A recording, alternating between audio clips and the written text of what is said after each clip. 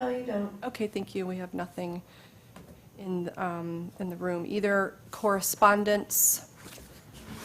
Was there anything more, Mike, on the correspondence? No, okay. So then, if people have reviewed the minutes, we can take a motion to, So move. okay, a Second. second. All right, all in favor?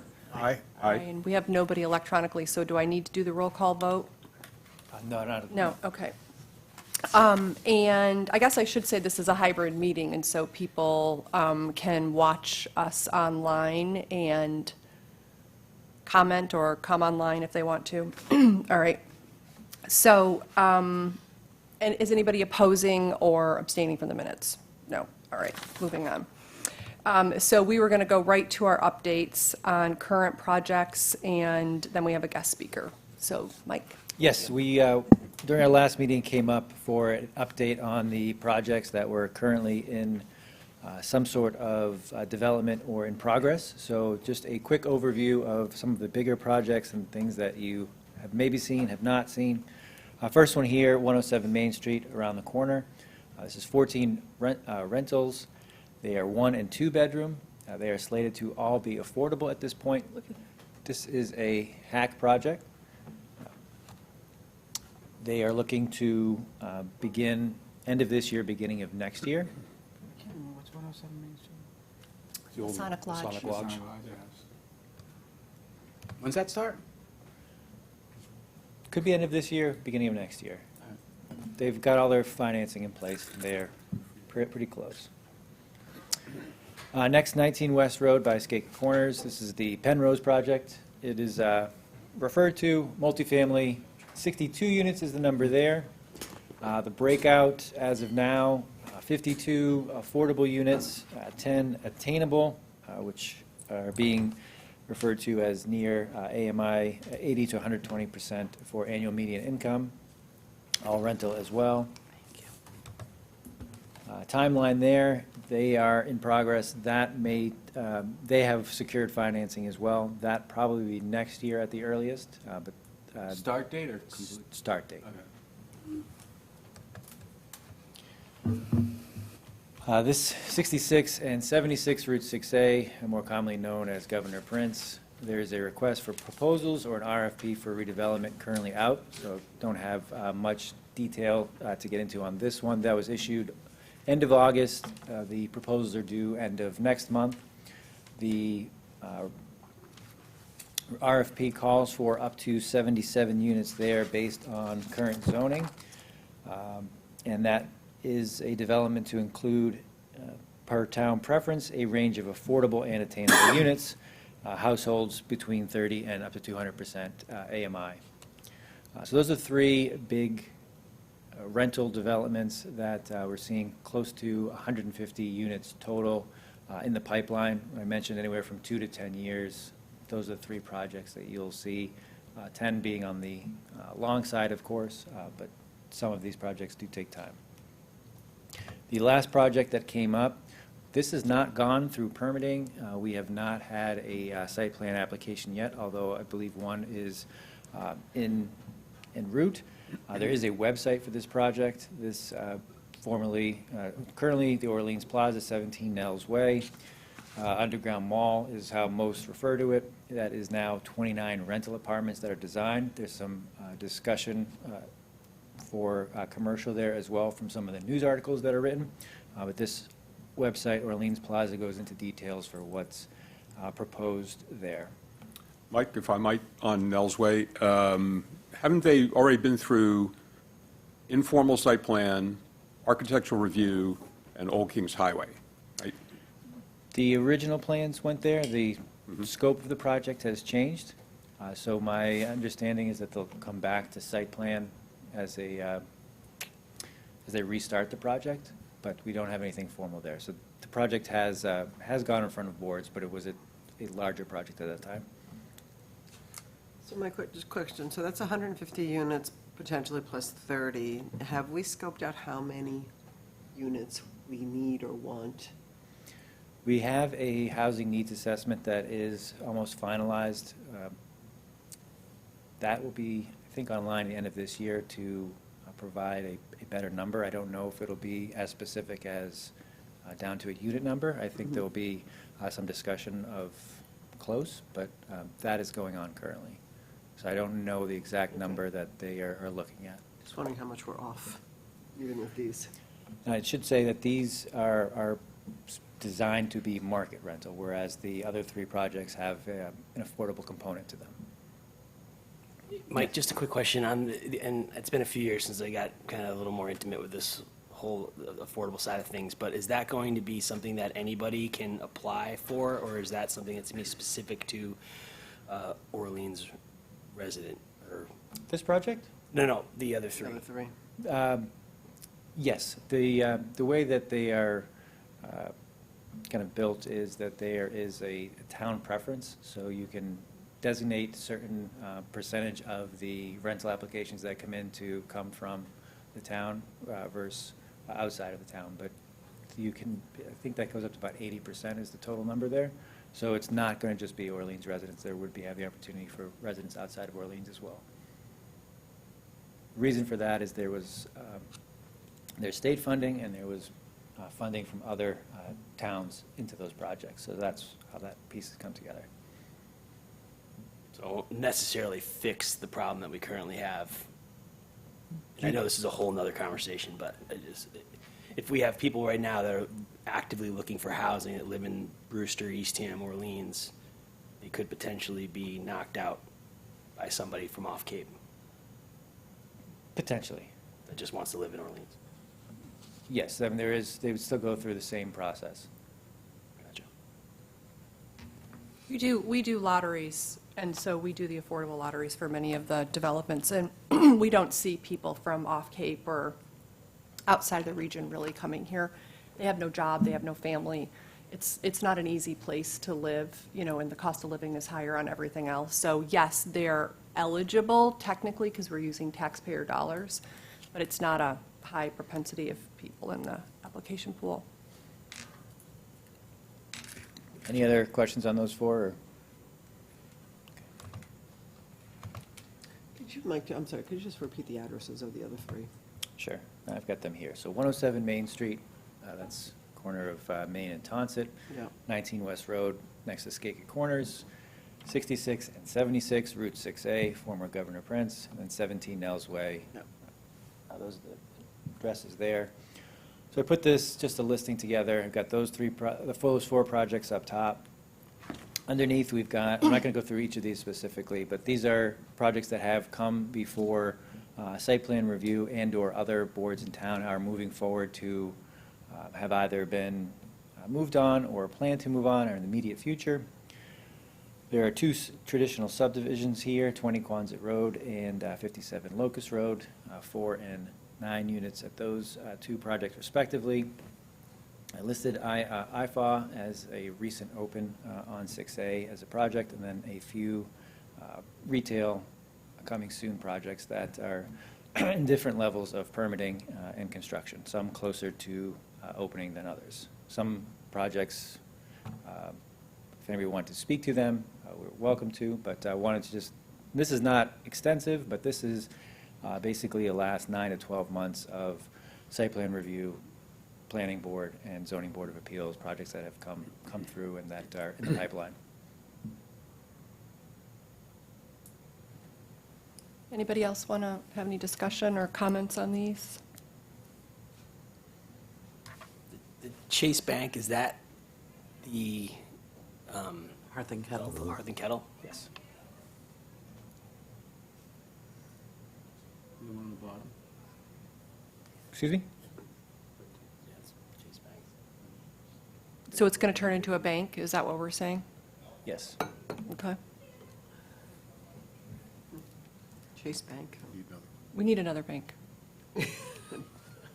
And a drugstore, we need another pharmacy too.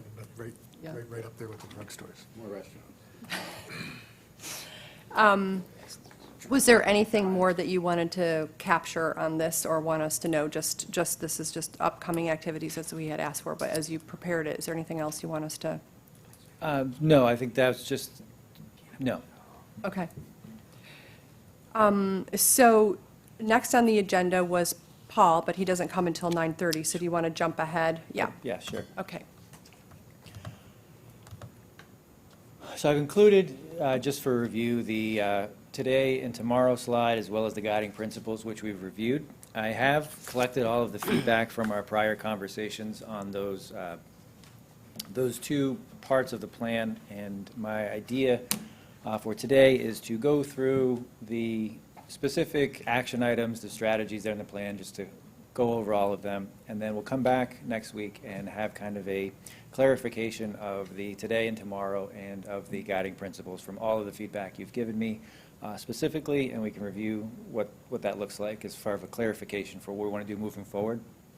If you have anything specific on this or the guiding principles, we can talk about it now, or you can get me offline, but we'll kind of go over an updated version of that at our next meeting. But we'll jump into the... So let me just pause there to make sure that everybody understands. Michael and I were talking about how to handle these guiding principles where we had made clarifications or points that were important to us. And rather than trying to rewrite or group rewrite or have a prolonged process, we thought that if Mike reviewed the comments that we all made and came back with some written suggestion of some modifications, clarifications that we wanted next week, then we could have a more fruitful discussion and kind of move it along rather than trying to, group edit and take a long time on all of that, since there's already so much work done. We're not talking about changing anything, we're just talking about clarifying some points. So everybody's okay with that approach. So that's why just moving on from the guiding principles and going into the strategies today would be helpful. All right. Yeah, and we covered this briefly, but just to go over. So the strategy slides, they're 2 for each. The first will have the guiding principles highlighted in bold, which principle is tied to the specific strategy. And then the next slide will have an image that will kind of be a placeholder or something that will help the thought as we discuss what it envisions. And my idea here is there are 13 of these. There are a lot. I don't expect all of them to kind of sink in, but what we would want to do at the end of this list is to identify the priority items. They are laid out in chronological order pursuant to the plan, but if there are some that you're more adamant we move on immediately, some that we should not prioritize, some that can be grouped together, some that can be taken apart, that should be where we want to go immediately. So we can start putting some of this into place and build off what's been done to date. So the first, we talked about a little last time, a role for full-time economic development and tourism director and marketing staff. Part of that piece is me and the economic development chair. The tourism director marketing we have not seen yet as far as an official role. That's being done in some unofficial capacity as well as regionally, which you might hear a little bit later. I chose this graphic. It is one of the main in the plan to list all of the organizations, nonprofits, committees, boards in town that are tied to the things that we'll be talking about, and kind of looking at it from a collaborative lens to have some of these groups that may not be working together or may be doing some overlap in some of their initiatives to bring them together with the scope or with the lens of development and bringing in, bringing more through their efforts that they might already be doing, or making them aware of what they are up to and how they can help each other out. If there's any questions at any point, please let me know. This one specifically, if there's any group that's listed here that you volunteer with, you're active with, would like to become more involved with, any group that you think might fit into this, please let me know.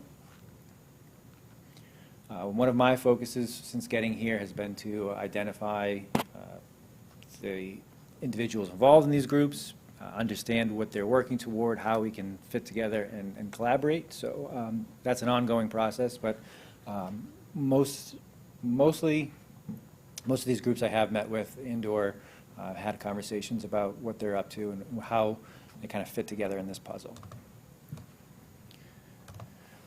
The second piece is create an economic and tourism development fund to support implementation of priority strategies. So that ties to the fourth principle, leadership role toward economic development goals. There's a lot of options here.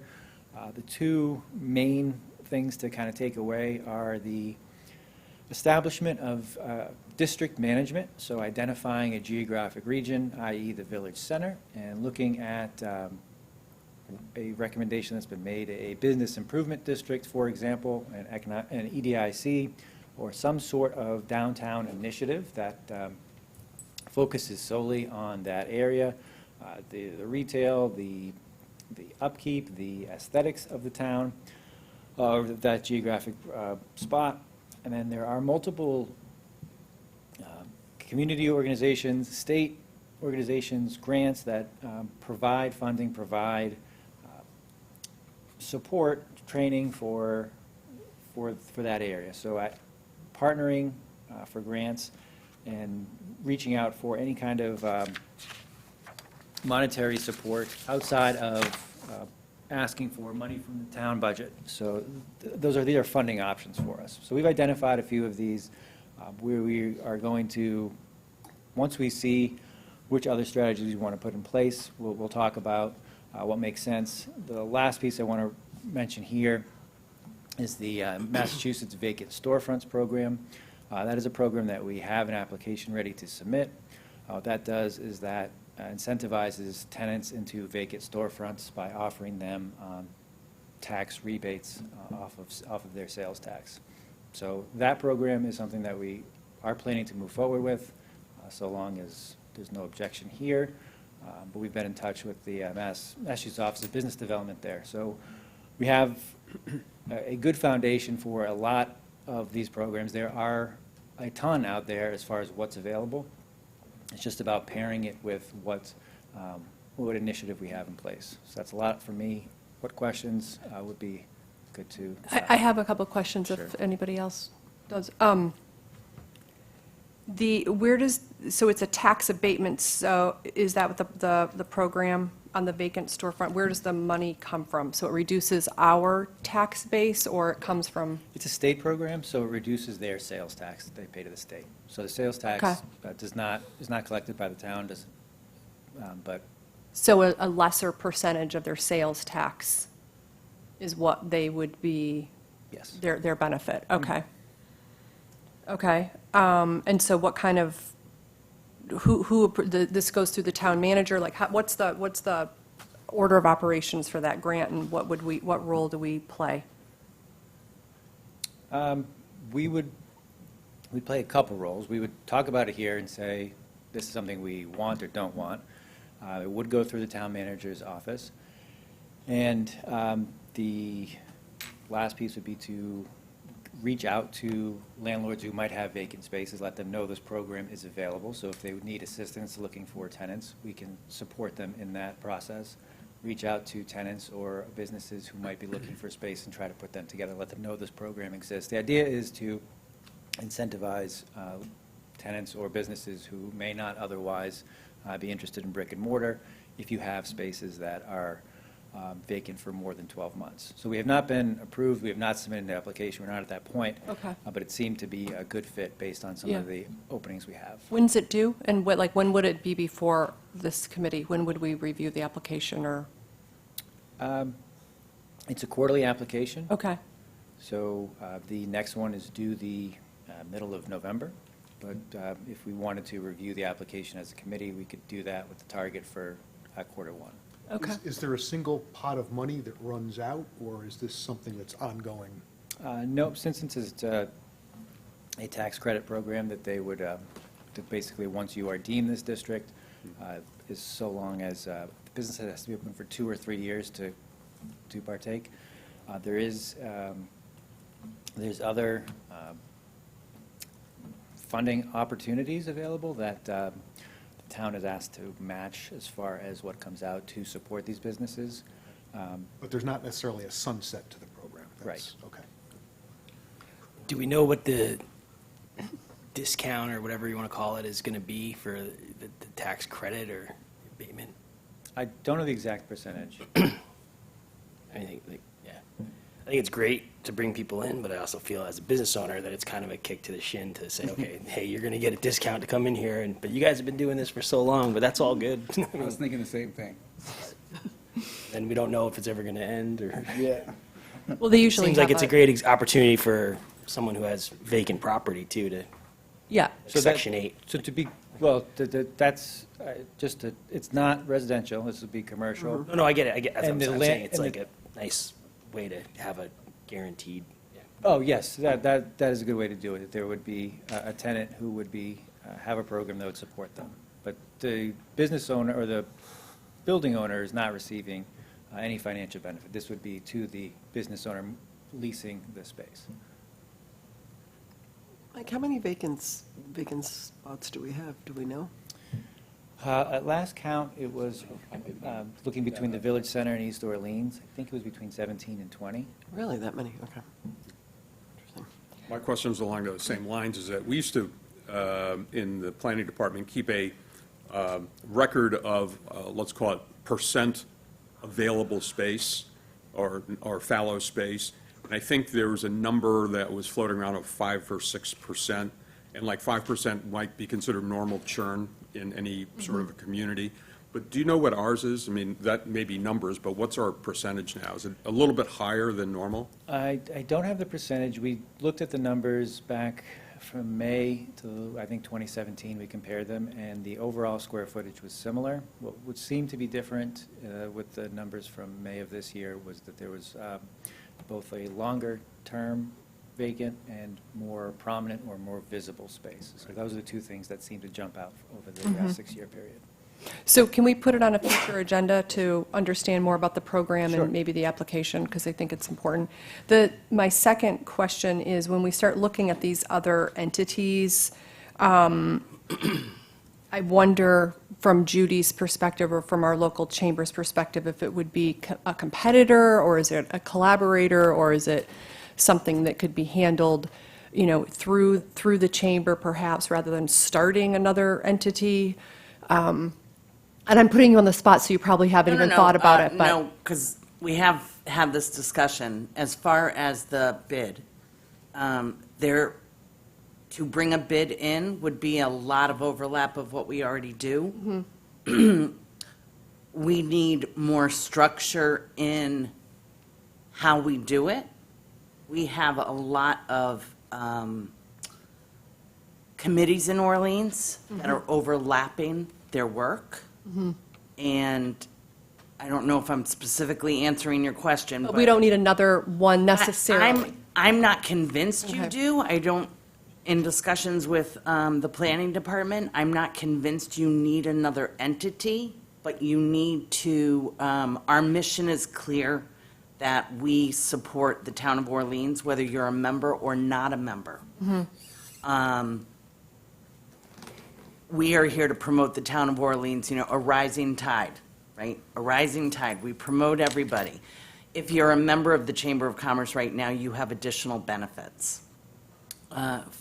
For the chamber to really go all in on a bid, we would have to, one of the main things we would have to do is we get a budget from the town of $33,000.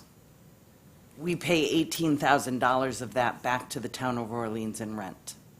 So we're literally only at $15,000 to promote the town of Orleans the way they would like us to promote it. That's, doesn't cut it. So that would be an entirely different discussion. I know with the TDMD, we are having a meeting with the town manager on Friday. So I'll be able to bring you more information on the TDMD. This has been a hot topic amongst many of the towns in Orleans right now, many of the towns on Cape Cod right now. There are several that do not want any part of it. There are few that want more information. We are one that wants more information on this. Well, and Paul's going to be coming up, so he could maybe address it at the end of his comments. I guess I'm just looking, I love the idea of having, additional revenue that's really specific and focused on economic development, but it always makes me nervous when you start adding infrastructure and another organizational capacity and having to fund that and keep that going if we have entities around that could. Whereas you're not funding what you already have. Right, or, Staffing's there, the knowledge is there, the experience is there. right, or augmenting what we already have, like Augmenting. having a The specific. so- resources need to be looked at. Yeah, so I think that this is another topic that we have to kind of dig into, all of these entities. What does it mean? What would it mean to get it started? So just, a couple quick things on that. The idea of a business improvement district and/or a downtown initiative has been, from what I've seen, recommended for at least 10 to 15 years, but never really goes past to what that means. So as Judy says, that there's a lot of understanding what that means, what's already being done, how they could work together, and if it's an opportunity. In my conversations with downtown initiative experts, we'll call them, throughout the state, they have all suggested that you want to figure out where you want to go and then which tool will help you get there, as opposed to just putting something into Picking it, place. yeah.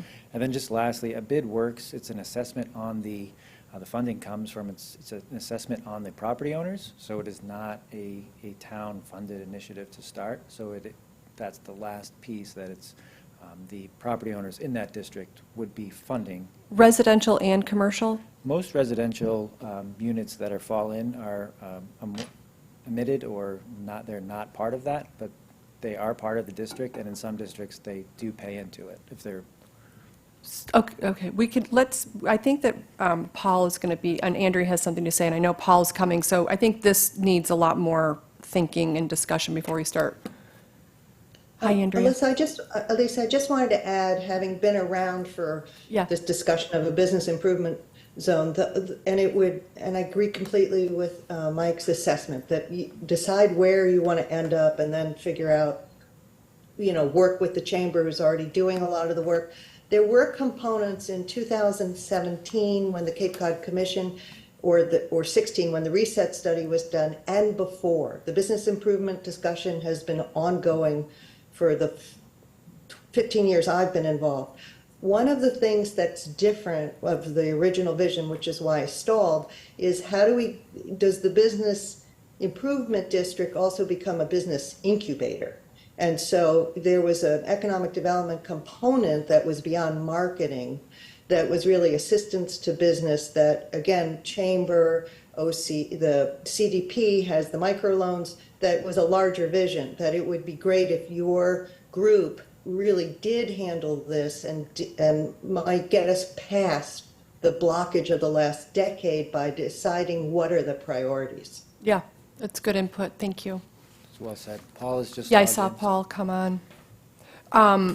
This obviously needs a lot more discussion and more thinking once we get ourselves more organized, so I appreciate it. Lisa, if I can just add one thing, Yeah, just going please. back to that tax Yeah. credit abatement program, just to go on record. I mean, like, if you go back 45 to 60 days when there was all the rumors of the dollar store coming here and going into the Christmas tree shop, or formerly known as Christmas tree shop, I mean, that obviously would have a negative impact on a lot of our current businesses that are here. Now, one could argue there already was a place that had dollar soaps for sale in town and things of that nature, but it could present, a problem, and I see if it's coming at a discount, depending on whoever that store or retailer is. I mean, that could definitely have some negative effects on our current operating environment. So I think we just need to be very aware of that before we just open the door and say, hey, everyone come in here if you get a discount if you open up and set up shop. Oh, right, like trying to help curate the right businesses or the businesses that we want for. Right, the anchor- it goes back to a lot of anchor this, tenants. what do we need? What are the Yeah. needs, And if it's just adding more competition, I mean, I get it. It's a market where, anyone can come in and set up shop. But if there's an advantage in terms of a discount of sorts, then I think doesn't sit right with me for some reason. Yeah, okay, well, we aren't voting on it now, so we can just think about it and have Mike come back and do a presentation, but I think that's a good point. Next is Paul Nizwicki, and Paul is the CEO of the Cape Cod Chamber. He's also a good friend and colleague, and I asked him to come to give us a regional perspective on Orleans, on economic development, and how Orleans fits into the overall region. He has worked for the town of Barnstable, and he was also the head of the commission, so he has studied us and knows us very well for many, many years.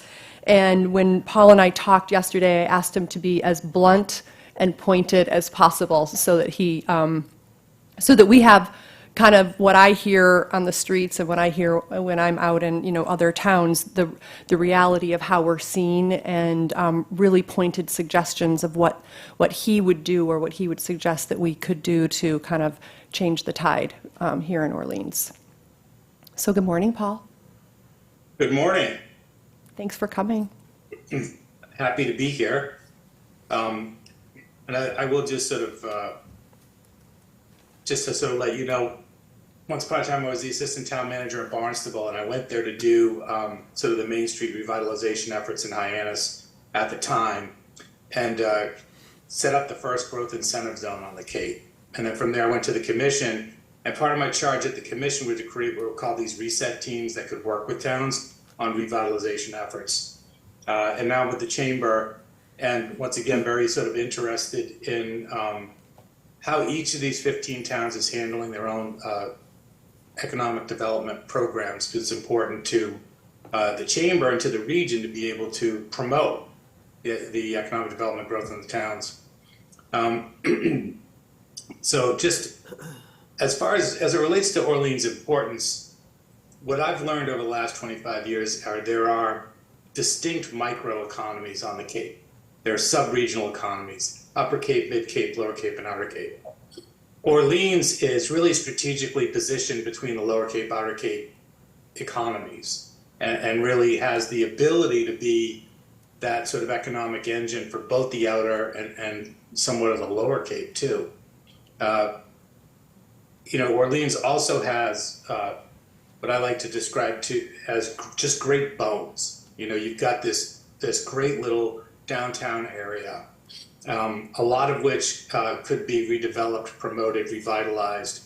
And then you've got another area that's a little bit different, that's right off the Rotary for economic development. So there's just a ton of potential in Orleans from an economic development perspective. I think a lot of people are wondering why something hasn't happened yet. I think a lot of the town's focus over the last 10 plus years has been on wastewater. And so that may be part of the reason. But wastewater definitely can be sort of a leading indicator of economic development, economic growth. So I think the formation of this committee is at the right time, where you've got sort of the pipes that are under Main Street now. You've really got to start to give some thought on how you're going to leverage that infrastructure to help grow the economy in a way that increases wealth in your community for everybody, because that is the basic definition of economic development. So I think that there are some things we can do. When I was with the commission, we did a reset project with the town of Orleans. So we looked at the physical layout of the Main Street area. We incorporated some public art, some sort of cultural resources, which is generally, sort of speaking, a good way to start any economic development revitalization effort, to bring more interest into the town, temporary art installations and things like that. But you're really in a good position to think specifically on how to do that. We had the Housing to Protect Cape Cod conference last week, and one of the presentations there was from the town of Barnstable, and it was about their Hyannis revitalization efforts. And Hyannis is different. There's no question that that's sort of a mid-Cape, more urban center. But there are some principles and some themes there that I think are universal. And so Barnstable, Elizabeth Jenkins, town planner there, has spent, 5, 6, 7 years on their new sort of form-based kind of zoning downtown. So she's been patient. She's worked through a lot of the concerns around it, but it has already attracted, several hundred units of housing. And really what needs to happen in a lot of these Main Street areas is you've got to reintroduce housing to get that real Main Street flavor. I always like to say an indicator that a Main Street isn't doing that well is when you have real estate agents that are on Main Street. An indication that a Main Street is really doing well is when you have sort of dry cleaners, barbershops, those kind of things that are servicing the people that sort of live there. So you have those opportunities in Orleans. I think you've got some neighboring towns you can look to that have done pretty good jobs on some of the revitalization of Main Street.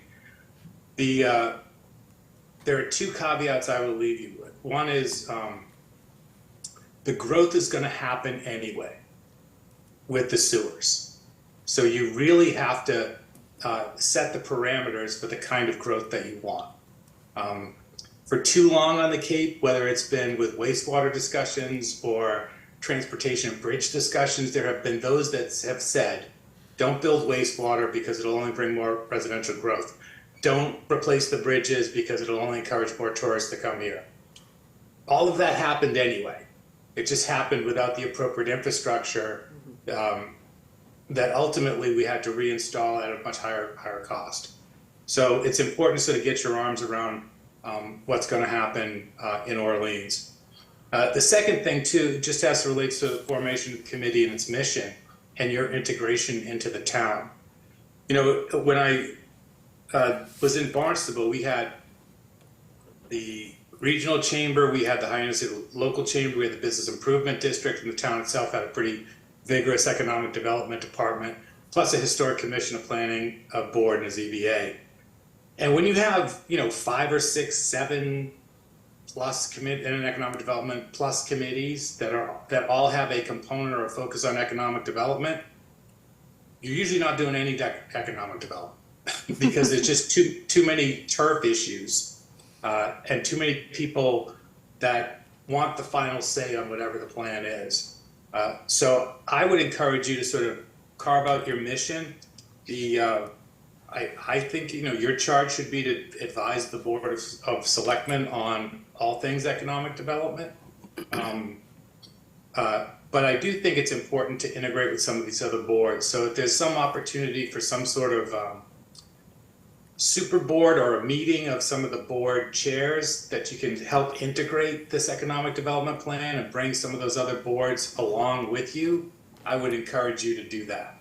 So the growth is going to happen anyway. You've got a tremendous opportunity there to be the economic engine for the outer and the lower Cape. And just watch out for the turf issues as you start as a new committee and be proactive in integrating some of the other staff and boards in town that have economic development, at least as part of their mission. And I would stop my comments there and respond to any questions. Thank you. I have a couple questions, but I don't know, Judy, Mike, Dave, John, anybody have any? Question. Rosalind? So Paul, thank you, Rosalind Acosta. That was fantastic and really refreshing to hear because you were sounding like an economic development person, someone that really is looking at diversity of businesses, right? Not just focused on retail necessarily. And you really hit a spot for me when you talked about the dry cleaner and the barber shop downtown, right? Because that also goes to the conversation of density and goes to the conversation of the mixed-use properties that we are sorely lacking in Orleans. And I do love your comment about, they're going to come anyway, so if you want to have the kind of vitality and attractive place for people to come, you have to orchestrate that band a bit. Otherwise, you're going to have a lot of noise, but not the right musical tone, right? So I appreciate all that you've said. And I'm pretty new to Orleans, so not really sure what all our zoning restrictions are. I'm sure we have them. But how did Hyannis get over that? I mean, I think that they have a completely different structure than we do. And how would you encourage us to diversify our businesses? I mean, I don't see us trying to attract manufacturing, advanced manufacturing to Orleans. I don't see us trying to do anything other than just promoting more retail, which I don't think necessarily is an economic development engine for a town. And I also don't see us, hear us talking a lot about workforce training and attracting workers to our area for specific industries. So if you could just comment on that a little bit, I would just appreciate hearing it. Yeah, I think part of it is sort of setting the rules so you get the sort of kind of organic economic growth that you want that fits with the context of your community. And you already have one of the best barbershops on the Cape up there at Ramsey's, so. We don't need another one. So, it is about, I think, bringing people to Main Street to live, work, and play, right? And there's that part of it. There's also, I mean, so much of the Outer Cape really are second homeowners. So there is that opportunity for travel and tourism kind of industries that can happen up there. I think you've got a new dolphin rehabilitation center in Orleans, and so there are those efforts too. There's also the blue economy efforts, which I think Orleans is positioned to participate in. And we had a really good meeting with John Papalato from the Fishermen's Alliance last week, and a lot of that was around workforce training issues, whether they're related to offshore wind, fishermen, some of the preservation stuff. So there are career paths out there. You also could be a major player in the seasonal economy with year-round businesses that support the year-round economy, blue economy, and then just those organic kind of Main Street businesses. But it starts with being promoting yourself in that way. Promoting yourself to businesses that are there and want to grow, or businesses that may want to locate there, or identifying gaps and services that you think the Outer Cape, Lower Cape need, and being proactive in sort of recruiting some of those developments, whether they're commercial, straight up retail, or residential. The one thing I will say, I was with the town of Barnstable for a little less than 3 years. In that time, we did the sort of Harpier Arts, the shanties down by the harbor. We did Azleton Park. We reacquired the Armory, and we bought 3 parcels on Pearl Street for the arts, with artist live workspace. We also rezoned the entire INS Main Street area and permitted a mixed-use development in 6 weeks on the other side of that rezoning. And so all of this can happen pretty quickly, but it only happens quickly, in my opinion, if these efforts are directly linked to the corner office. In Barnstable, that was a little bit different because they have a different form of government. They have a city form of government. So a town manager in Barnstable really is the executive branch, and has more sort of leeway to act independently than town managers, town administrators generally have.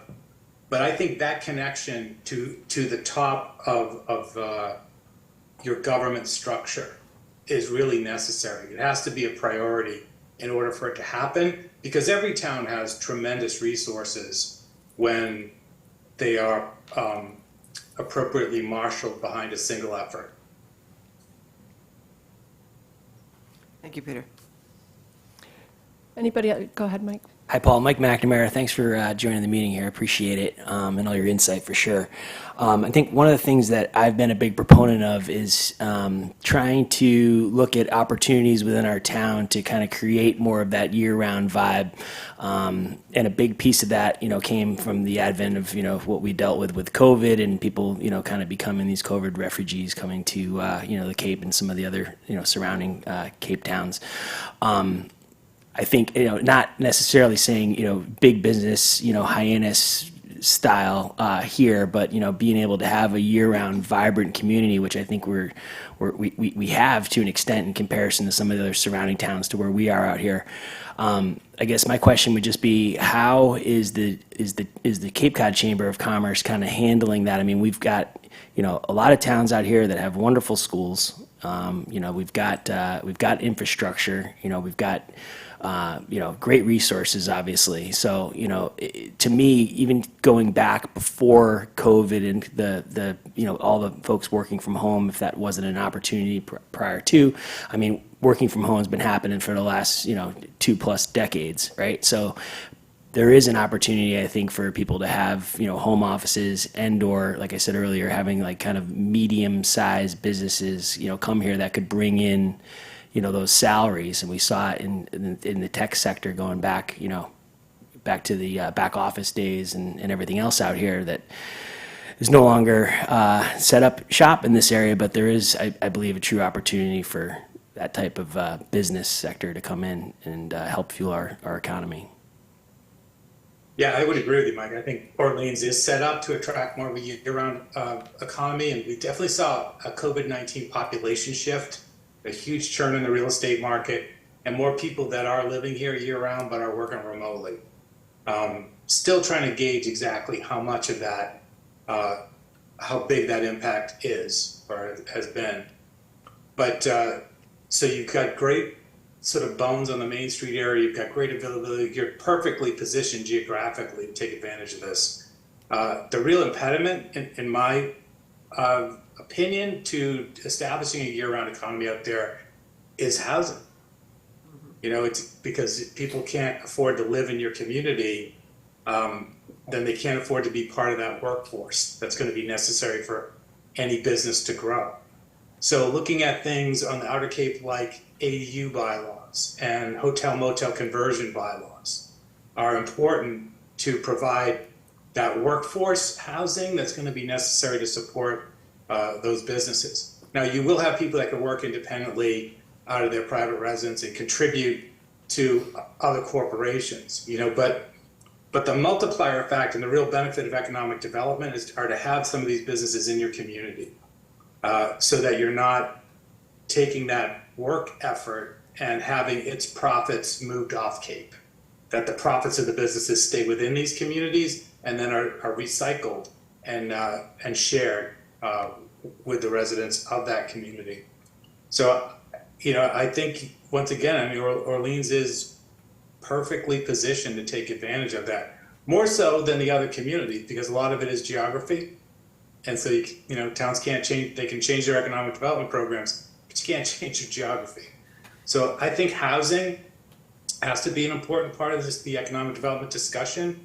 If you look at Dennis, for example, they have an economic development planning committee in that town too, with a lot of realtors and some hoteliers on it, and people with a lot of real estate experience. And I was surprised when I met with them 6-7 months ago to see how focused on housing they were in Dennis as the primary function of economic development there. Thank you. Appreciate it. Judy, do you have anything? They nailed it. Yeah. It all comes down to housing. It all comes down to housing. And I'm really happy to have Paul at the helm of this right now because his experience is just invaluable to every community on Cape Cod. It is, his expertise. If anybody, does anybody else have any questions? Because I have one that I would love for you to go to speak a little bit about, and it's the bridges and how it impacts lower outer Cape and Orleans specifically, and what we could or should be doing. What bridges? The Bass River. This is part of the infrastructure discussion, right? I mean, a lot of people for decades really thought that the way to keep Cape Cod quaint was to not invest in infrastructure. And it just led to billions of dollars worth of unnecessary spending if we had done it timed right on other infrastructure projects. The bridges are crucial. Almost half of the jobs on the Cape are done by people that do not live on Cape Cod. So that's not great economic development information. And, you know, 30% of that workforce, almost 30,000, on average 30,000 people are crossing those two bridges every day to participate in the workforce, right? So they participate in the workforce, but then they take their check to Plymouth or Wareham and spend money there.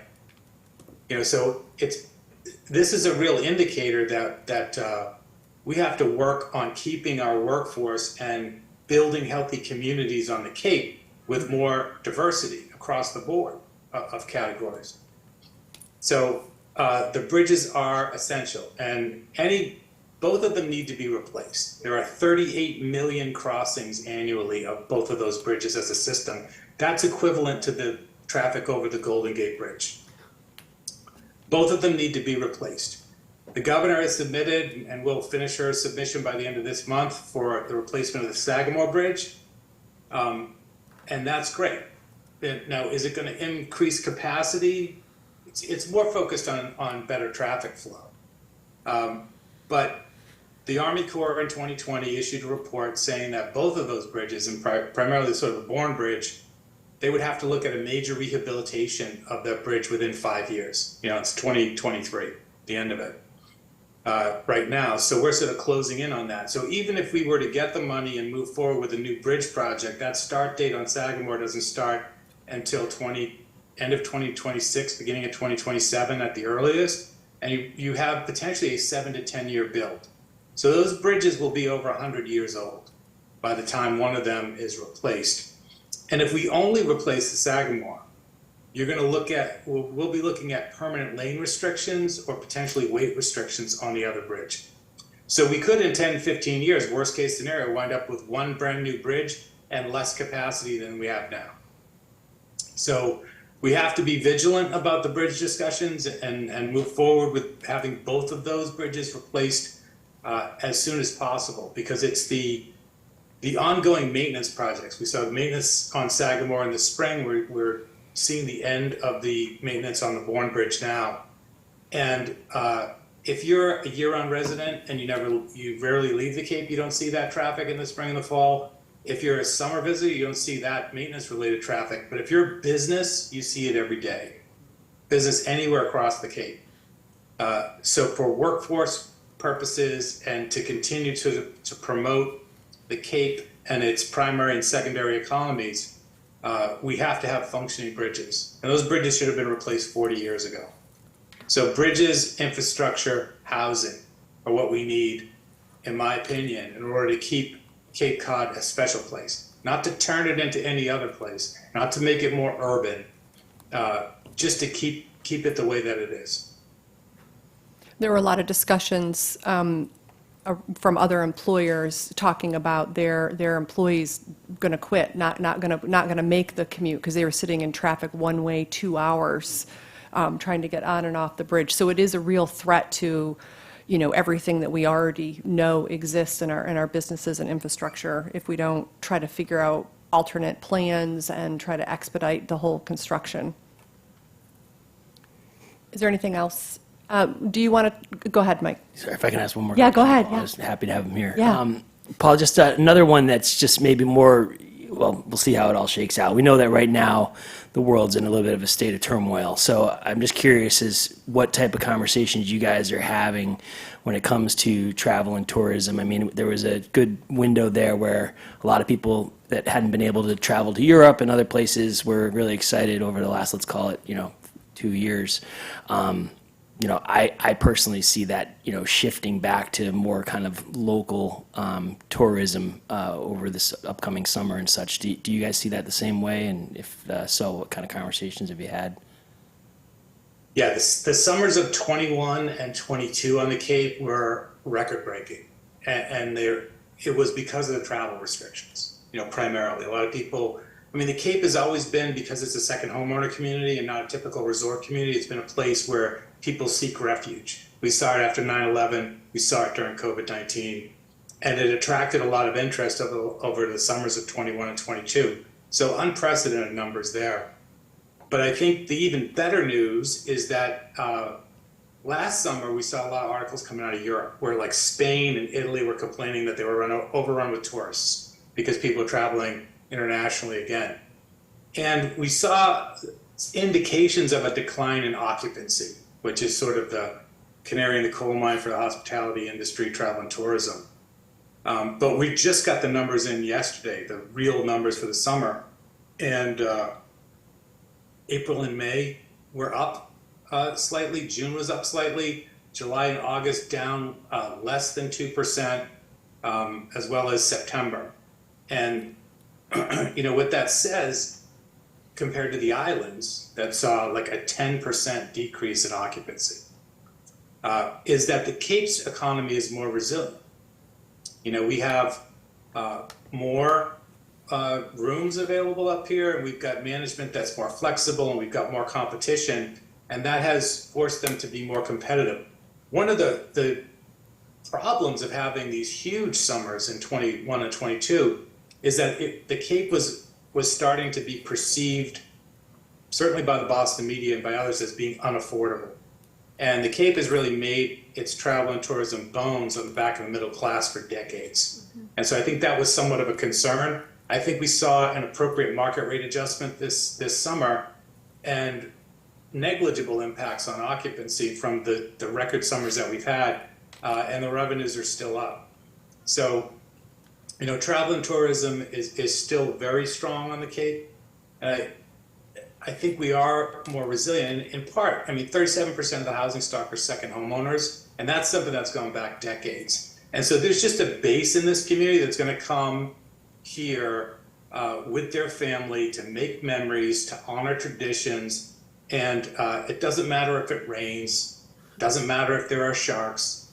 They're going to come anyway, and they're going to adapt like we've been doing for thousands of years on this peninsula, one way or the other. So the travel and tourism economy is still strong. It is the most resilient part of the Cape economy, not the least. And it gives us that opportunity to work around and start to fill out and diversify the economy with more year-round jobs and more of these sort of community building that needs to happen. Can I just ask for a clarification? course. Paul, Steve Smith, Tech Council. With those occupancy numbers, is that including, or are you able to measure the Airbnb and private rentals and things like that, as well as your traditional? Because I've heard chatter that part of those occupancy numbers being a little lower is because the occupancy numbers aren't lower, they're just not being measured as well or as easily. Yeah, that's a great question, Steve. And we are getting the sort of real hardcore state numbers on short-term rentals today and tomorrow. So I'll have a better feel for it in a couple of days. But I will tell you this, although 37% of the housing stock on the Cape have been second homeowners for decades, it's the advent of Airbnb and VRBO over the last 5 years that has really changed that market. So where a lot of those properties would be vacant, they are full now. So you are able to measure that? We can, Okay. but the data is getting better because it's such a new thing. Okay. So a lot of the only way we can get real data on short-term rentals is really through tax information, primarily, right? So until the towns required short-term rentals to register and until they had to pay a tax, the data was just, we were guessing, for the most part, or people were self-reporting. So the data is going to be much better, but we don't have the historic trends to look at. Like we have almost 18,000 short-term rentals on the Cape right now. And we did see a fair amount of pandemic prospecting, so people would come down and buy 2, 3 plus houses and really run them as a business. And I think some of them, that's where we really saw some of the affordability issues, is on the short-term rentals side. So I would expect that we would see a technical drop in occupancy on the short-term rentals. A lot of that is associated with cost and lack of affordability. But short-term rentals, they are a blessing and a curse. So very, very hard to manage that. And the only way to manage it effectively is with good data. So we're on that. We actually have a board meeting on Wednesday, and we're probably going to be bringing on another software package and a different way to sort of calculate short-term rentals. Thanks. Yeah, the chamber is very strategic in looking ahead at like how they can augment the data and help businesses make good decisions, but also like your J1 visa program and investment you made in staff and coordinating housing. There's a lot that the chamber does for all the businesses throughout the region, that if you don't know about it, to check it out, become a member. And Paul is obviously very smart and at the head of it, so is strategic that way. Any final questions for Paul before we, John. Paul, John Ostman. Thanks for coming this morning. I have a question about the attraction of what I call economic magnets.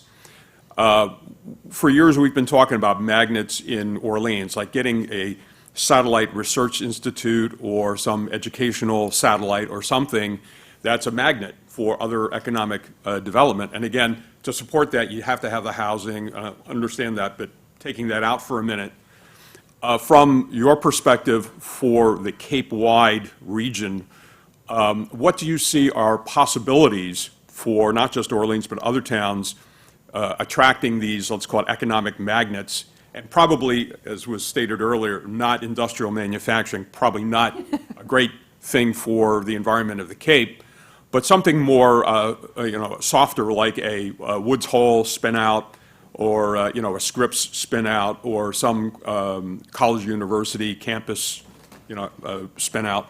But something like that, a magnet that if, for example, if Orleans had a place to put it, if we had one, what could that be? What would be the likelihood of us being able to attract it? What would we want to do that? Because the benefits of that just ripple everywhere.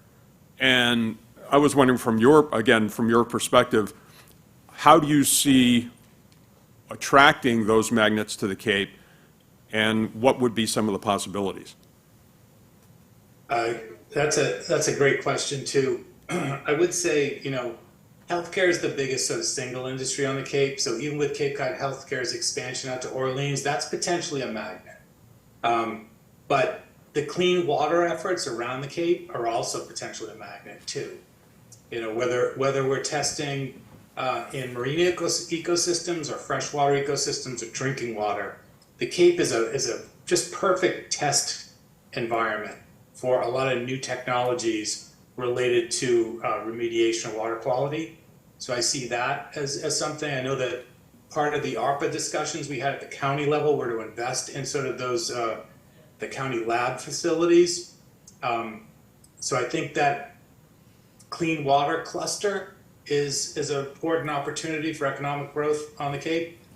And then I think coastal resilience, right? So we have over 400 miles of coastline. We're going to be dealing with the impacts of sea level rise and other sort of climate related issues sooner and in a more extreme way than other parts of the state and the country. So one of the efforts that's happening now is, Rob Brennan has this housing and innovation, climate and innovation center. So how do we develop new technologies that make coastal structures safer, more resilient, and contributing fewer greenhouse gases? So there's an innovation aspect to sort of coastal housing needs and general coastal resilience needs, and to water quality needs. And these are things that play to our strengths and what we have. Nobody in economic development chases smokestacks anymore. You don't try to lure a company from Michigan to the Cape, right? So economic development, in my opinion, always works. Like, it's hard to start a fire. It's easier to fan the flames of one that's already happening. And so that's what I see on the Cape. Healthcare, given the demographics, water quality, efforts around remediation, and then coastal resilience with a focus on coastal housing are all opportunities to create industries that would be magnets for other industries and would attract institutions of higher learning to participate as strategic partners. And there's a reason to do it here versus someplace else. Thank you. Thanks. And Rosalind? Paul, thank you. That was wonderful. The only thing I'm not hearing from any of these conversations are programs and incentives for youth to stay here. We all know that we have a aging population here on the Cape, right? We're not getting any younger here. And obviously, tied into retaining our youth is housing, right? It's a circular conversation. But are any of the towns doing anything to try to promote our youth into these kind of career pathways that you're talking about? I mean, the clean water and the coastal resilience, this is a great way. This is an appreciation of our ecosystem here. But I'm not hearing a lot of conversation, frankly, anywhere about youth and retention of youth. So can you speak to that? Yeah, I mean, it's important. The biggest impediment to young people staying here is housing. I mean, in a recent survey of registered voters, everyone 18 and older, 1/3 of Cape Codders that were born on and raised on the Cape are now living with family members. Right, so that is unsustainable long term, and we've got to change that. So that goes back to housing. What we do through our Blue Economy Foundation annually, we work with the community college and other strategic partners to put on a very successful program called Waterworks.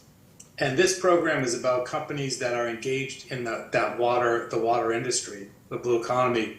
They come to the community college, and we bring high school students there to look at blue economy related jobs on the Cape that they can then start to structure their future for. And we're going to be pushing that into the middle school range, which is where I really think you have to start, honing sort of professional development in order to keep people here. Offshore wind is another sort of career path. I know that Mass Hire has a big grant to create a career path for offshore wind. So there are these workforce training efforts that are underway to keep to try to encourage younger folks to stay here and raise families here and create healthier communities. But housing is the biggest impediment to that effort. So right now we're creating some of these career ladder programs. Or if you look at, say, nursing or dental hygiene, we've run some great programs on the Cape. And we could hire every one of those graduates, but those are very mobile degrees, right? So they're going to go where they can get a job, and the cost of living is less expensive. So we do have to stop, training people. I guess it's not a bad thing to do, but when we're training people to leave and go work someplace else right now, so the career ladder programs that we are developing right now are really focused on those industries that are kind of particular to the Cape, or where the Cape is growing, has a growing sort of footprint in that industry, so that they will, in fact, stay here.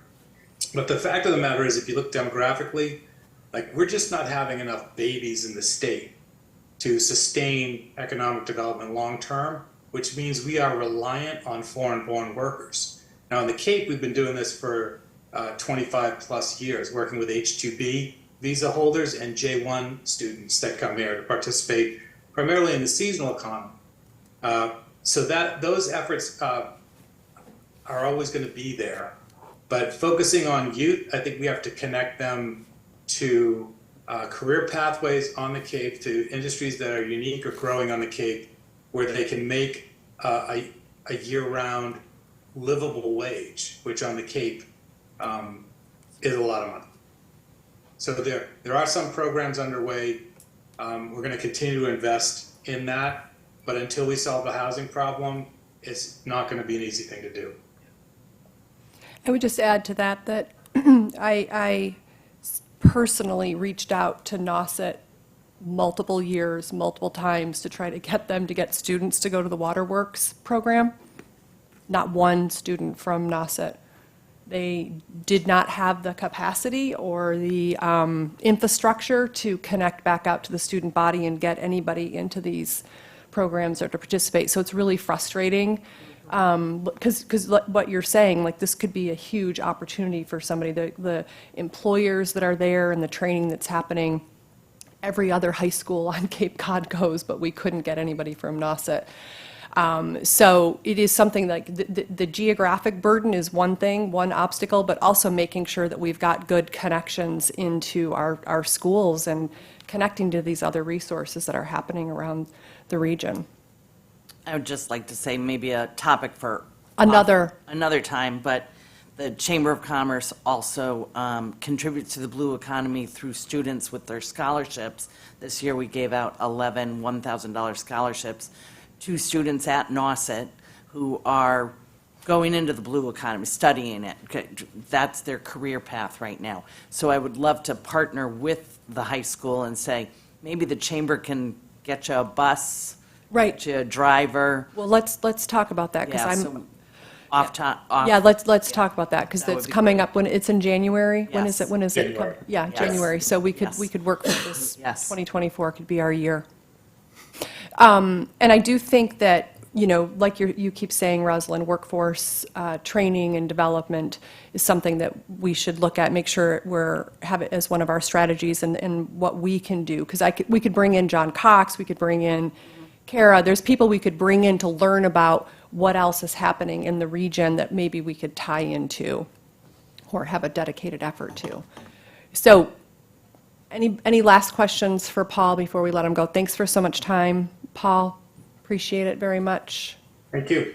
Looks like we're Thanks, good. Paul. Thank you. All right. Take care. That was absolutely terrific. You know, and if we think about one of our biggest problems aside from housing, you know, in the Cape, it's aging. So housing and aging we're right there. And I don't think that an economic development plan can be voiceless to youth. We have got to figure out better pathways and better ways to help. But it all goes with housing, I know that. Yeah, the retention. Yeah, the retention piece is very difficult without affordable housing.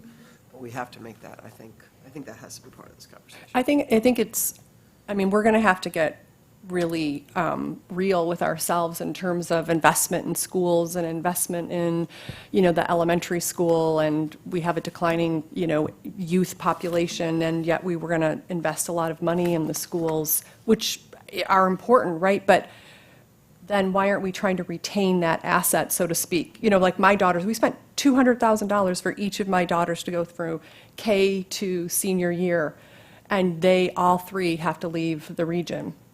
Like, it just doesn't make sense at some point. Why wouldn't we be trying to figure out how to keep those people here? So I think it's worth like having a dedicated time on that. And John, I love John. your question about you know, the economic magnets and, you know, making more of what we already have. You know, and then how do you get, I mean, if you look at, and I don't know if you guys have ever heard of, in Gloucester, CGMI, it's a lab incubator. It's for marine biology for kids.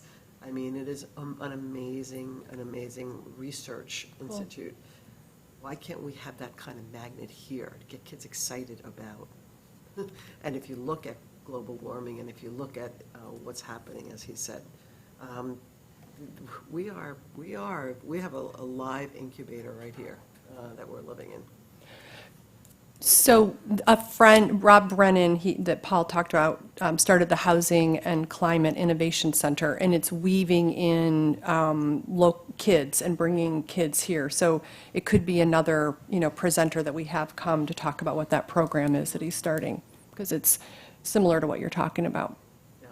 Yeah. All right, so we have to move on to try to get through some of our strategies here. So that was great, and we're going to hear from what a lot of what Paul talked about will tie in here, but from our conversation earlier, I think it makes sense just to rifle through these, just hear them, and then each one of these deserves more time on them. So if you prioritize, yeah, we want to hear 2, 4, and 5, we'll start there. If there's some you say we don't need to hear on, we can do that. But I'm just going to get through these next few just so we can all see them and then go deeper into each of them as appropriate. So next is, we talked about this a little bit, economic magnets, an anchor destination in the village center that will serve as a cultural hub. Recently, in '22, there was a Orleans Community Center feasibility study that was done. They put out a formal report. I have the conclusions here. There currently is a snow library feasibility task force that is looking at a new snow library. So that's just two of the initiatives that were done recently and still ongoing with the snow library as far as what would be deemed a cultural hub in the village center. This is something that has come up throughout many reports over time as something that should be looked at. And so they're saying the library is going to be the cultural hub that's going to bring the people to downtown? Is that the premise? That's not the, no, the library needs updates, so Okay. it fits the cultural hub. Definition? Yes. Yeah, but- not linking the two, it's not the draw, but the two things are happening simultaneously? Yes. Okay.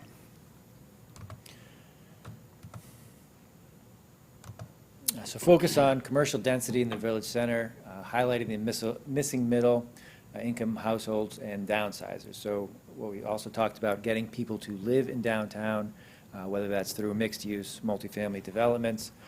This more of the reset study that Paul had referenced, as well as having financial incentives, support for those developments, and then getting a easier A to Z for anybody who's looking to develop these projects. So some of that has been done. Rosalind? Michael, are there density zoning restrictions that have prevented us from doing any of this mixed use downtown? It's a big question. Currently, downtown, the zoning is up to 14 units per acre, which is the largest in our town. Mixed use, the main barrier, any mixed use projects with residential and commercial requires sprinkling. So even if it's a redevelopment, that can be a cost as part of the calculation to even put 2 apartments above a retail. So that's what we hear a lot of. So max we could do is 2 apartments over retail? Not max, I'm just Okay. saying if you have some space above commercial and you wanted to do 2 apartments, which seems like a relatively small project, Yeah. state law requires that to be sprinkled, which is now a high cost. Okay. So we have okay density, not great zoning, but it's okay. But we didn't have the infrastructure.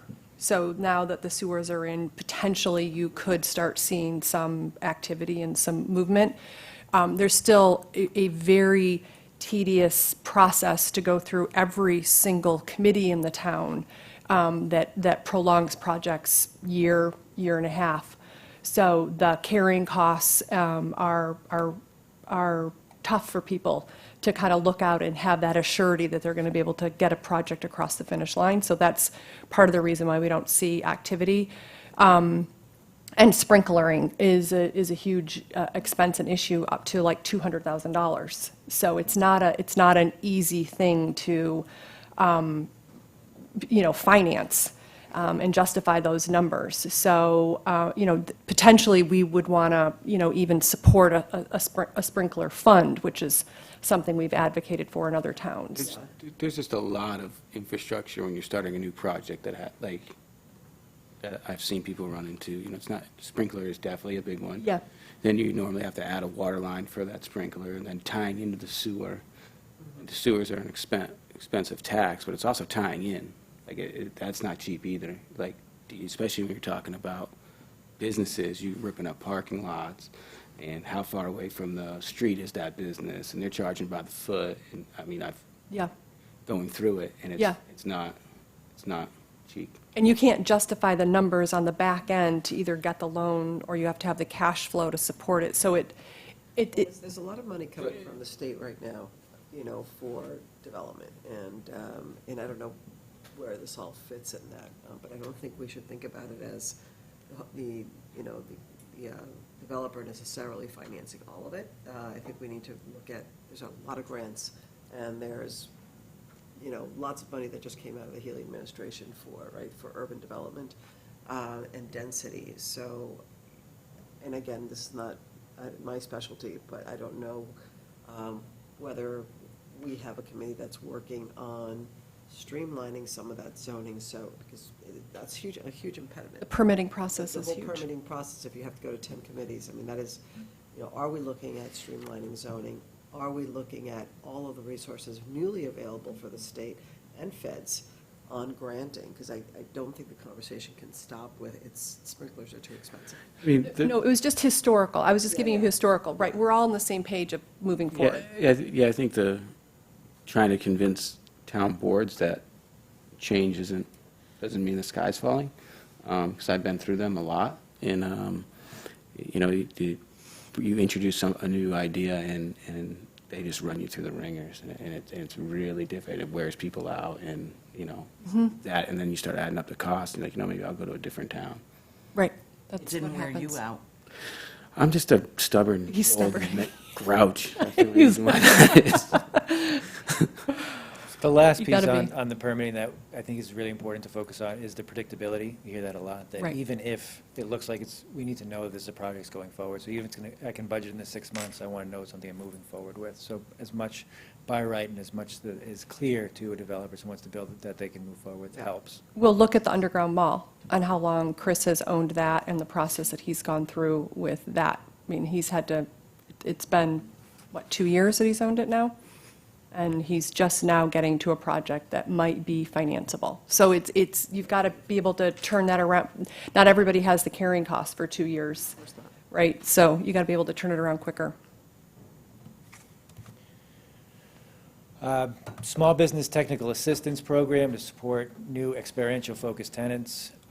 Frankly, I found a lot of, as Rosalind mentions, there's a lot of sources for money on this, so I don't know if we need to spend time on allocating buckets of money from the town. We can review it, but there is a lot available to entrepreneurs, people looking to start businesses currently. CDP has a lot of programs, both in training and loans and financial support.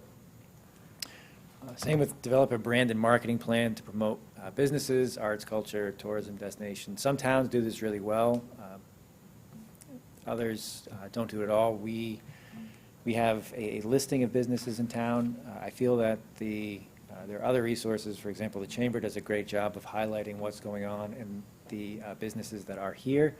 So this could be something to look at, but it could be duplicative of a lot of what we have, and a marketing plan for a business from a town may not be something they're all that interested in either.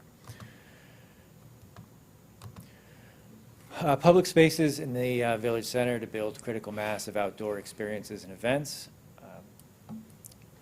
This is something that I think we're going to spend a lot of time on talking about. The main thing I want to hit on here, the plan doesn't reference the word Firebirds, which I was surprised at, seeing that it's such a big draw and a lot of people for a few months during the peak time here. So I think there's a lot of opportunity there. I also know Judy and the Chamber have partnered with them and continue to look at synergies. So I think there's a lot of opportunity for getting people to outdoor experiential events for infrastructure we already have in place. Any comments or anything to add there?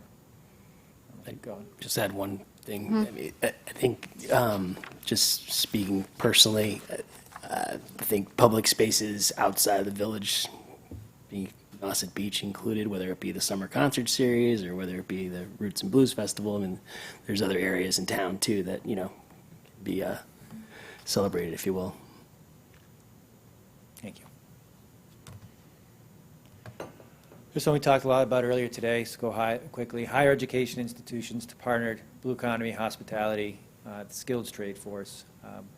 I've got from all of these institutions, as well as the high school, the technical school, which is up there, all are supportive in a workforce pipeline. This will be one to explore, one identifying where this can happen, and then pulling these kind of an overseer. I mean, just as we talked about, there's 11 kids getting scholarships. Those 11 kids can go to the Waterworks conference. So it's pretty easy. Someone has to coordinate all this stuff. So there is, and back to the original slide, there's a lot of groups doing a lot of this work, just somebody to coordinate it all.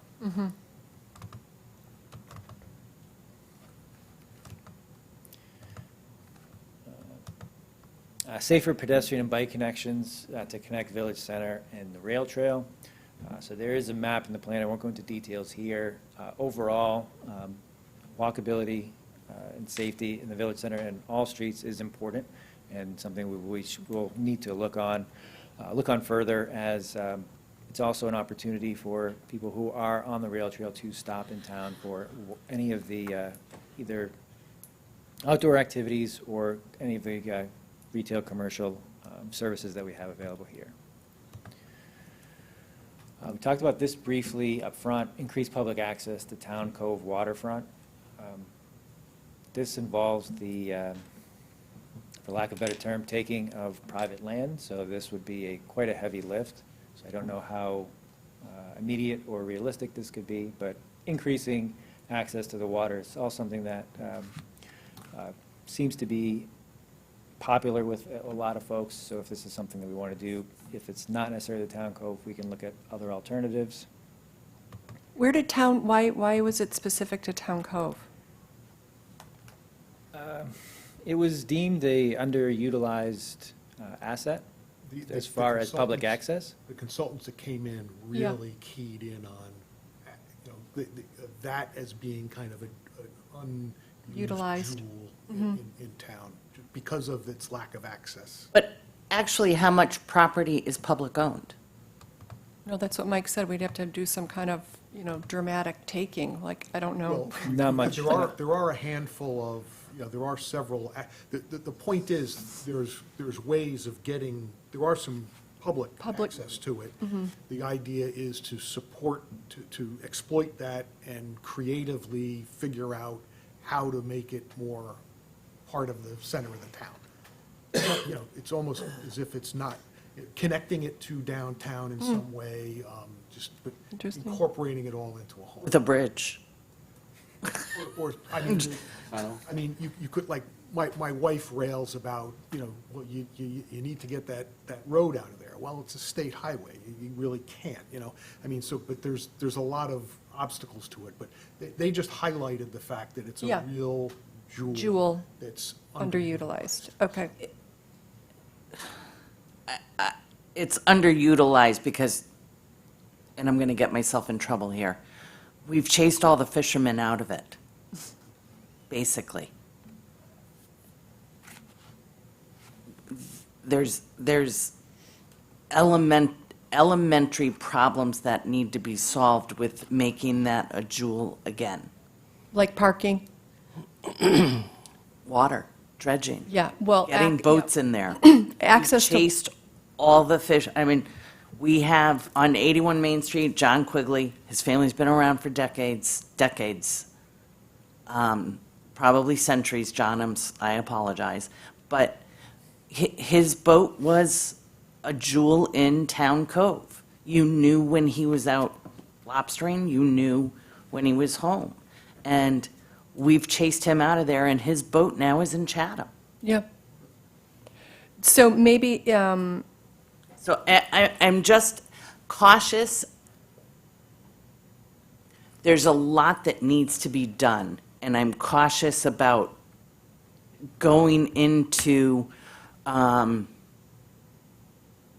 areas where we don't have the power to do anything. well, we don't really have much power anyway in this committee. We're just suggesting and Correct, but I- amplifying, but. But to recommend something that, Yeah, no, It's but- great, no, it's a great point. I was just trying to clarify what the My focus question, was. yeah. But I do think parking and access to town landings and access to water throughout the town is something that we should put on our radar. And so whether it's Town Cove specific, I don't know, that needs a little more, needs more research, I think. But I think that having access to water and parking is a really important part of our whole economic development plan. I say one thing too, Lisa. Yeah. I personally attempted to revitalize that area down Yeah. there by buying a number of properties, and I will say that you got run out. I run out, but You got run out. that was by Eastham. Yeah. But yes, we also need to realize that a lot of that area is Eastham. So if you Right. go to the Knack, you're parking in Eastham, you're buying your food in Orleans. If you go down to the Goose Hummock, the parking lot to the left of the Goose Hummock is Eastham. All that area that is back there on that road where you park if, Right. say, the Knack is busy, is all Eastham. There's our dramatic taking. I tried to do that too. Okay, there's our dramatic They take. tried it here, right? Yeah. But it's just difficult up for for it. me to wrap my head around increased public access to Town Cove property when there's very little public land. Very little. And right now, it is all parking spots. So I think that is a huge undertaking. And that one access that we have where the launch ramp is, in the parking, it's my understanding that now we're looking to, I don't know if this is correct or not, but add parking meters and all kinds of stuff down there to, what could be viewed as prohibit people. Offset the cost. Okay, So it seems like this We'll might come be back one to to that. deprioritize.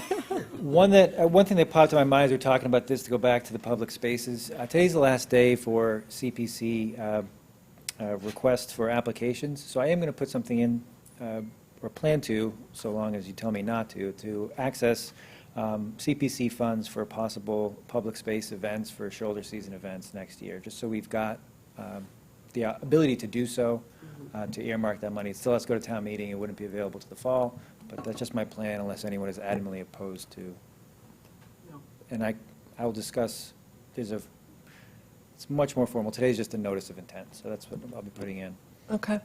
So these are for town events, or would you help other businesses that want to do events? Like what? It would Yeah. be, going back to the first slide, bringing in some of those groups. Okay. I'm just wrapping up here. Enhance existing landings, commercial fishing infrastructure. I think there's 23 landings throughout the town, so this would be something to look at as far as access, parking, and then the commercial fishing infrastructure. I also met with the Fishermen's Alliance, so there's some synergies that can be explored to there. Last two long-term strategies, these were listed as enhance the broadband access for Village Center and Town Cove residents and visitors. We are, as we talked about, part of the Municipal Digital Equity Planning Services to identify areas and/or populations within town who might be underserved. There are funding opportunities that might be available on the other side of that plan, so I'll keep you updated as that moves forward. And then the last of the long-term enhancement and development of hotel and hospitality assets. That's both hotels and co-working, which I think might be something to focus on here with this one, as was referenced a couple times today with the idea of remote work. So that is a quick overview of all the strategies in the plan. Thank you for listening to that. If there's any, for example, Town Cove that we can kind of shelve or put to the side, or any that we want to prioritize, but we will spend the next time going over the feedback we have on a mission, guiding principles, and then we'll do a deep dive into the steps that make sense. All right, so looking at the time, I'm going to propose that our next agenda, we have a discussion on the strategies, and we go over the clarification of principles and the work that Mike has done to kind of clarify our work based on our meetings and our input so far, and then potentially talk about the vacancy grant that you talked about earlier. Is there anything else anybody wants on the next agenda? Do we have another guest coming? Liz Jenkins will be here next time. So she's the planner from Barnstable that did form-based code, so this will be a good. I'm sorry, say that again? Elizabeth Jenkins is the planner from the town of Barnstable, and she's the one who initiated form-based code and worked it through in their town. And once it was voted on, they now have like 200 units of housing, maybe more in the pipeline that are going to be permitted very quickly, like within 6 months, rather than the years that it takes. So it's a great initiative for us to think about. Yeah, no, I think that's great to hear from someone that's doing it successfully, and then maybe after next meeting, we can start thinking about the 10, 12 strategies here, how we want to prioritize Yeah. those, right? Because I don't know if we can necessarily knock them all out. No. So, and I don't think that they're in order of priority. As I see them, we just kind of deprioritize a bit, one with Town Cove, but. Just to add there for a second, because one thing for us to think about is, are we going to work on these as a group, or are we going to divide and conquer and potentially create a couple of people to work on initiatives, separate initiatives, and then we're all reporting out on those initiatives? Or are we going to like do it all together, lock arms, and do one at a time? So that's something for us to think about as we prioritize. Super. All right, thank you. So I think that's it, and a motion to adjourn. Motion to adjourn. Okay, we got a motion and a second, and all in favor. I got you as the second, I got her as the motion. Second, John? No, okay. Dave Courier, second. You made the motion, Dave Courier seconded. Okay, all in favor. Aye.